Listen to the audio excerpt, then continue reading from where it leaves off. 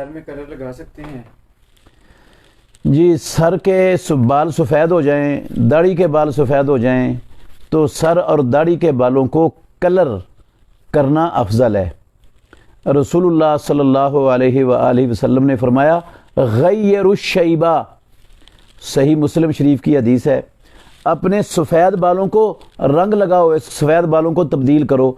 और साथ कहा वजतनिबु सवादा, स्याही से बचो, खालिस काला स्याह रंग वो नहीं लगाना। और खालिस काले रंग के अलावा जो लाइट ब्राउन है वो आप लगा सकते हैं, कोई भी कलर लगा सकते हैं खालिस स्याह के अलावा, उससे रसूलुल्लाह सल्लल्लाहु अलैहि वसल्लम ने मना फरमाया है। और रसूलुल्लाह सल्लल्लाहु अलैहि वसल्लम ने इसका ताकीदी हुक्म दिया है।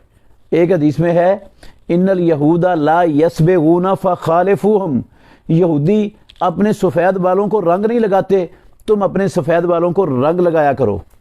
और एक रिवायत है सही मुस्लिम में ही, हज़रत अबू बकर सिद्दीक रदी अल्लाह ताला अन्हो, उनके वालिद मुहतरम अबू कुहाफ़ा रदी अल्लाह ताला अन्हो, उनको रसूलुल्लाह सल्लल्लाहु अलैहि वसल्लम के पास उठा कर लाया गया। बहुत ज़्यादा बूढ़े थे, चल भी नहीं सकते थे, तो उठाकर प्यारे पैगम्बर मोहम्मद रसूलुल्लाह सल्लल्लाहु अलैहि वसल्लम की ज़ियारत के लिए, मुलाकात के लिए उनको लाया गया। तो जब बाबा जी को वापस ले जाने लगे ना रसूलुल्लाह सल्लल्लाहु अलैहि वसल्लम से मुलाकात करवा के, तो उनके बाल सर के भी दाढ़ी के भी सफ़ेद सगामा बूटी की तरह चमक रहे थे। रसूलुल्लाह सल्लल्लाहु अलैहि वसल्लम ने उनको जाते हुए कहा गय्यरू हादा शैबा, इस बाबे के सफ़ेद बालों को रंग लगाओ। इससे हर बंदा अंदाज़ा लगा सकता है कि सफ़ेद बालों को रंग लगाने की कितनी ज़्यादा अहमियत है।